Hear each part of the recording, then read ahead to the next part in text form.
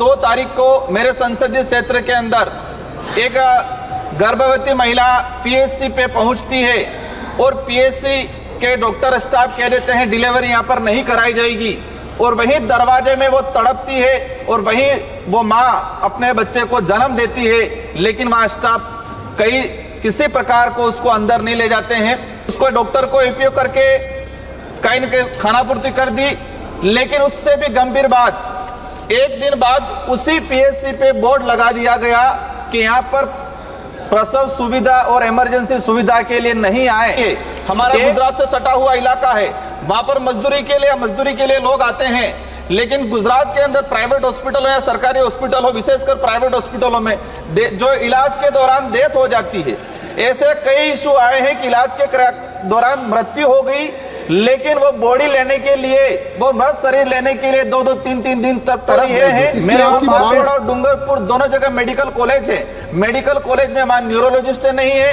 वहां पर कार्डियोलॉजिस्ट नहीं है, एक मेडिकल कॉलेज में सोनोग्राफी नहीं हो पाती है, ये स्थिति बनी हुई है। तो मेरा आपसे अनुरोध है कि केंद्र सरकार जो मेडिकल कॉलेज में मूलभूत जो सुविधा होनी चाहिए, उन सुविधाओं को धरातल पे लागू करे।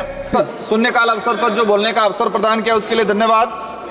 मैं आपका ध्यान आकर्षण कराना चाहूंगा मेरे संसदीय क्षेत्र बांसवाड़ा डूंगरपुर, जिस तरह से वर्तमान में चिकित्सा व्यवस्था केंद्र सरकार की जो स्कीमें हैं, कहीं न कहीं जो गरीब जनता है उनको लाभ नहीं पहुंचा रही है। मैं आपका ध्यान आकर्षण कराना चाहूंगा, मैंने जिस उद्देश्य से लगाया था मेडिकल कॉलेज में जो व्यवस्था हो रही है, लेकिन जो शून्यकाल लगाने के बाद ही आपके ध्यान आकर्षण कराना चाहूंगा, 2 तारीख को मेरे संसदीय क्षेत्र के अंदर एक गर्भवती महिला पीएचसी पे पहुंचती है और पीएचसी के डॉक्टर स्टाफ कह देते हैं डिलीवरी यहाँ पर नहीं कराई जाएगी, और वहीं दरवाजे में वो तड़पती है और वहीं वो माँ अपने बच्चे को जन्म देती है, लेकिन वहाँ स्टाफ किसी प्रकार को उसको अंदर नहीं ले जाते हैं। वही चीज हुई, विभागीय अधिकारियों ने वहां गए, उसको डॉक्टर को उपयोग करके कहीं न कहीं खानापूर्ति कर दी, लेकिन उससे भी गंभीर बात, एक दिन बाद उसी पीएचसी पे बोर्ड लगा दिया गया कि यहाँ पर प्रसव सुविधा और इमरजेंसी सुविधा के लिए नहीं आए। एक तरफ पूरे देश में हम महिलाओं के सम्मान की बात करते हैं। राजकुमार जी,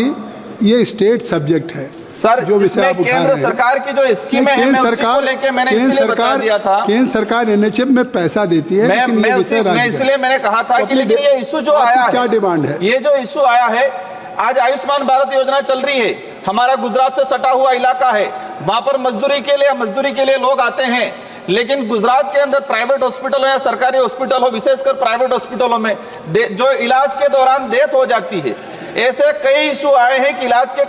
दौरान मृत्यु हो गई, लेकिन वो बॉडी लेने के लिए, वो मृत शरीर लेने के लिए 2-2, 3-3 दिन तक तरसते हैं। इसमें आपकी मांग क्या है? मेरी मांग यही है कि जो स्कीमें हैं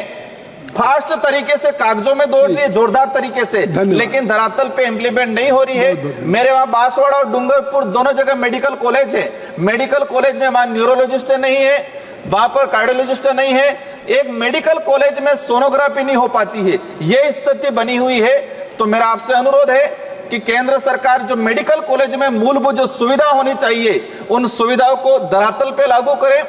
और जो वह फर्जीवाड़ा चल रहा है और जो चिकित्सा व्यवस्था को जो प्राइवेटीकरण के लिए बढ़ावा दिया जा रहा है, उस पर आप विशेष ध्यान दें और सरकारी व्यवस्था को सुधारें। धन्यवाद।